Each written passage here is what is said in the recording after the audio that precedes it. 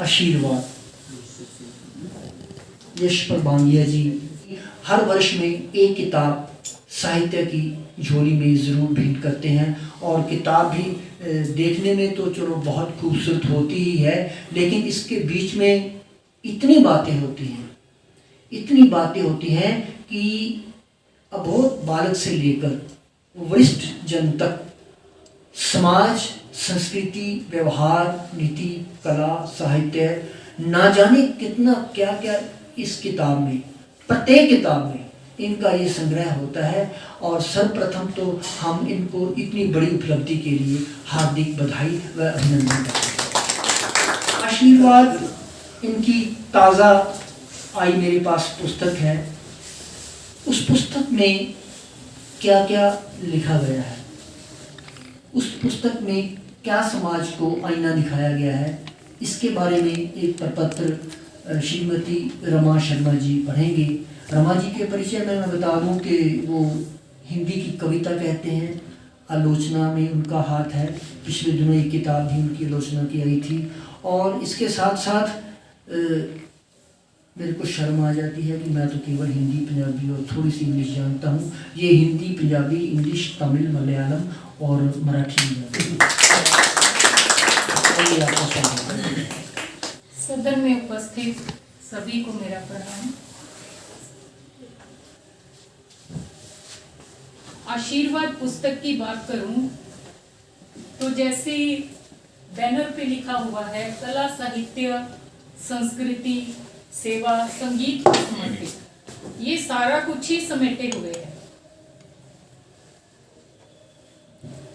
सूर्योदय की खूबसूरत लालिमा, पक्षियों की चहचहाहट, परिवार वाटिका, समर्पण, ऊर्जा व प्रेरणा के शक्ति कुंज के रंगीन चित्रों से सुशोभित ये शब्द हैं इस खूबसूरत आवरण और अमूल्य पुस्तक आशीर्वाद के। क्योंकि इसमें पक्षी भी हैं, सूर्य की लालिमा भी है, बहुत खूबसूरत लगा।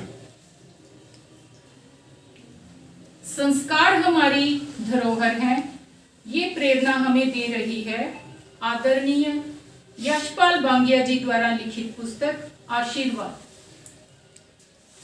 आशीर्वाद एक आशीष या वरदान है जो बड़ों द्वारा छोटों को दिया जाता है। ये एक पारंपरिक और सांस्कृतिक परंपरा है जो भारतीय समाज में बहुत महत्वपूर्ण है। जब बड़े लोग छोटों को आशीर्वाद देते हैं तो वे उनके जीवन में सुख, समृद्धि और सफलता की कामना करते हैं। प्रथम लेख, वरिष्ठता की सुगंध। भारत में वरिष्ठ नागरिकों के लिए कोई योजना नहीं है। रेलवे पर 50% की छूट भी बंद कर दी गई है। दुख तो इस बात का है, राजनीति में जितने भी वरिष्ठ नागरिक हैं, चाहे विधायक हो, सांसद या मंत्री, उन्हें सब कुछ मिलता है और पेंशन भी।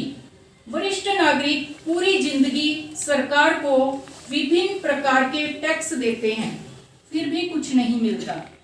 ईपीएफ पेंशन भोगी जो जिम्मेदार पदों से सेवानिवृत्त हुए आज 1,000-1,500 रुपए की पेंशन लेकर अपने भविष्य में अंधकार से प्रकाश की ओर आस लगाए हुए हैं। कब सरकार अपना दायित्व समझेगी, ये एक प्रश्न चिन्ह है। पुस्तक के सभी शीर्षक ऐसे हैं कि स्लोगन लगते हैं जो आज के दौर की बात करते हैं, जैसे अनुभवों के संग जीवन के रंग, सावधान रहें, जानकार बने, खुश रहें, जीवन खुशहाल बनाएं, आशीर्वाद की अनुभूति, ज्ञान का अमृत कलश, बचाने होंगे रिश्तों के सच्चे मोती, भारतीय संस्कृति व मान्यताएं, ताली बजाएं, स्वस्थ रहें, और भी ऐसे बहुत सारे। सिसकता बुढ़ापा। जब मैं ये पृष्ठ पढ़ने लगी, आंखें सहसा ही भर आई। बहुत संवेदनशील जीवन जैसे दिखता है, लाडलों की उपेक्षा से वैसा होता नहीं है। जीवन जैसा दिखता है, लाडलों की उपेक्षा से वैसा होता नहीं है। कहते हैं कि जब बच्चा रोता है तो पूरी बिल्डिंग को पता चलता है, मगर जब माँ बाप रोते हैं तो साथ वालों को भी पता नहीं चलता। ये आज का सत्य है। कुछ माँ बाप रोटी के लिए मोहताज हैं, कुछ वृद्ध आश्रमों में अपनी अंतिम सांसें गिन रहे हैं, और कई तो घर में अपने लाडलों का अंतिम सांसों तक इंतजार करते करते अपना दम तोड़ देते हैं। कृतज्ञता की पराकाष्ठा को लांघते हुए आजकल के बहुत से युवा लाडले अपने आदरणीय माता पिता की अवहेलना व तिरस्कार करते हुए पाए जा रहे हैं। बढ़ती उम्र से शर्मिंदगी कैसी? इस भूमि पर अगर ईश्वर की कोई भी कल्याणकारी भूमिका है तो वह केवल माता पिता के रूप में है। समय के साथ साथ माता पिता का बच्चों के प्रति प्रेम और लगाव बढ़ता जाता है, परंतु बच्चों में ये चेतना और प्रेम अक्सर घटता हुआ दिखाई दे रहा है। इसका मनोवैज्ञानिक कारण भी है। बच्चे विद्यालय, महाविद्यालय, उसके बाद कार्यस्थलों में जब नए नए साथी ढूंढते हैं तो जीवन की युवावस्था के बाद भौतिक सुखों के संबंधों में भी अपने पैरों पर खड़े हो जाते हैं, तो वह स्वयं को स्वयंभू समझने लगते हैं। माता पिता के कष्टों, कृपाओं को भूलकर वह अपनी ही एक मनोविज्ञान विकसित कर लेते हैं। इस पृष्ठ में एक घटना दिल्ली की लिखी गई है, जिसे सबके समक्ष लाना आवश्यक है। घटना ये है, दिल्ली के एक तामसिक पुत्र का किस्सा। बेटा पढ़ लिख कर अमेरिका में नौकरी करने लगा, जबकि उसका पालन पोषण करके शिक्षा देने वाली अकेली माँ दिल्ली में रहने को मजबूर थी। एक दिन पुत्र ने माँ से कहा कि दिल्ली वाला मकान बेचकर आपको मैं अमेरिका ले चलता हूँ। माँ बहुत प्रसन्न थी। बेटा दिल्ली आया, कुछ दिन ठहरकर दिल्ली वाला मकान बेचा और माँ को लेकर चल दिया एयरपोर्ट की तरफ। एयरपोर्ट पर माँ को बेंच पे बिठाते हुए कहा, मैं अंदर से टिकट लेकर आता हूँ। कई घंटों की प्रतीक्षा के बाद एयरपोर्ट के सुरक्षा कर्मियों से संपर्क करने पर माँ को बताया गया उसका पुत्र स्वयं अमेरिका चला गया है, और माँ पड़ोसियों का सहारा लेकर किसी के सेवा करके अपना गुजर बसर करने लगी। यहाँ लिखा गया है, सांभलो मापे रब मिल जाओ आपे। अनुभवों के संग जीवन की तस्वीर।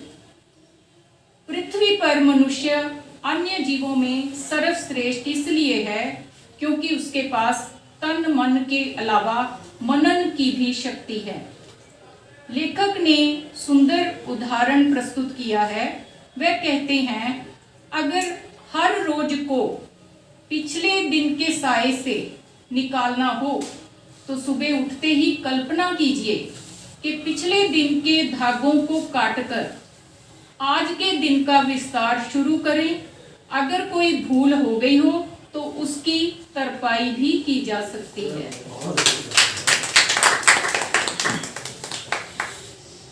तुरपाई कर देने के काल्पनिक प्रक्रिया भूलकर सुधार की नेक नियत का संकेत है।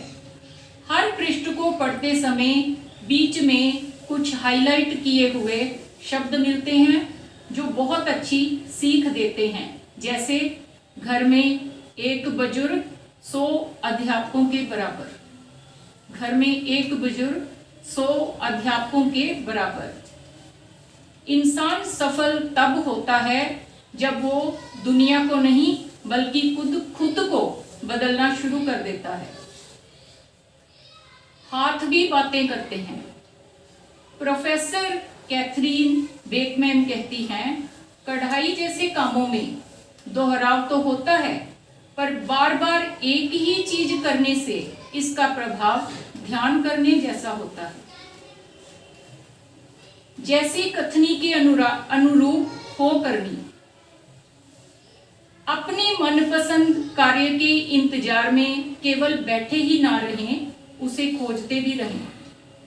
हम सब एक ही बीमारी के शिकार हैं, खुद को सही समझना और दूसरों को दोष देना। खुश रहें। मुश्किल समय आए तो खुशी के छोटे छोटे लम्हों को भी बेकार ना जाने दें। मनुष्य जीवन सौभाग्य से मिलता है। बढ़ती उम्र पर ध्यान ना दें, खुशी दे तो खुशी मिलेगी। सृष्टि रूपी रंगमंच पर चल रहे नाटक का अभिनेता एवं दर्शक समझें और सुबह से रात तक विभिन्न पात्रों के अभिनय का लुत्फ साक्षी होकर उठाएं। चरण स्पर्श का महत्व। भारतीय संस्कृति में बड़े बुजुर्गों के पैर छूने का प्रचलन है, जिसमें आपको बल, बुद्धि, विद्या मिलने वाला आशीर्वाद प्राप्त होता है। वैज्ञानिक व चिकित्सकीय दृष्टि से सकारात्मक भाव से किए गए चरण स्पर्श से पीठ दर्द नहीं होता, दिल को रखता है सुरक्षित, नर्वस सिस्टम को करे बेहतर, वृद्ध व्यक्ति ऊर्जा के प्रेरणा स्रोत होते हैं। हर कीमती वस्तु को उठाने के लिए झुकना ही पड़ता है। बड़ों का आशीर्वाद भी इनमें से एक है। ये जो अभी मैं पढ़ने जा रही हूँ, ये मुझे बहुत ही अच्छा लगा और आज के युग में बहुत जरूरी है। शुभ कामनाओं का सेविंग अकाउंट खोलें। शुभ कामनाओं का सेविंग अकाउंट खोलें। पढ़कर थोड़ा विचित्र सा लगता है, परंतु वर्तमान विश्व में चल रहे बुरे समय को देखते हुए हम सभी के लिए शुभ कामनाओं का खाता खोलना नितांत आवश्यक हो गया है। हम केवल न्यूज़ चैनलों और समाचार पत्रों के माध्यम से उन बर्बादियों के दृश्य को देखकर अंदर ही अंदर खुद को असहाय महसूस कर दुखी होते रहते हैं। परमात्मा ने हमें सबसे तीखा व शक्तिशाली शस्त्र अपनी संकल्प शक्ति के रूप में प्रदान किया है। क्या हुआ यदि हम तबाही की जगह पर पहुंच नहीं सकते? हमारे पास शुभ कामनाओं की ये शक्ति संकल्प के माध्यम से विश्व के किसी भी कोने में तीव्र गति से हम पहुंचा सकते हैं। असर होता है बूढ़ों की दुआओं में। घर के बड़ों की शुभ कामनाएं ही संजीवनी होती हैं। धन्यवाद देना आवश्यक। हर मनुष्य के भीतर आधा पशु है। भीतर का छिपा हुआ जानवर कितना प्रकट होता है, यही मनुष्य की छवि है। दूसरे का हक लेना, छीनना, झपटना, अकारण आक्रमण करना मनुष्य के भीतर का पशु ही करवाता है। ये पशु मंदिर तक मनुष्य के साथ जाता है। मंदिर जाने और मंदिर पहुंचने में फर्क होता है। एक वर्ग मंदिर जाकर मांगता है और कुछ मंदिर जाकर धन्यवाद देते हैं। भगवान से जितनी प्रार्थनाएं ऋषि मुनियों ने की है, उसमें मांग कम और आभार अधिक है। किसी लक्ष्य के बिना वर्तमान में रहना एक आध्यात्मिक प्रक्रिया है। कुछ अनमोल वचन। जन्म माता पिता से मिलता है, ऋणी रहें। इसके लिए ऋणी रहें। प्रतिभा ईश्वर से मिलती है, नतमस्तक रहें। ख्याति समाज से मिलती है, आभारी रहें। लेकिन मनोवृत्ति और घमंड स्वयं से मिलते हैं, सावधान रहें। अगर मेरे इस पढ़ने में कोई भी गलती हुई हो तो मैं उसके लिए क्षमा चाहती हूँ।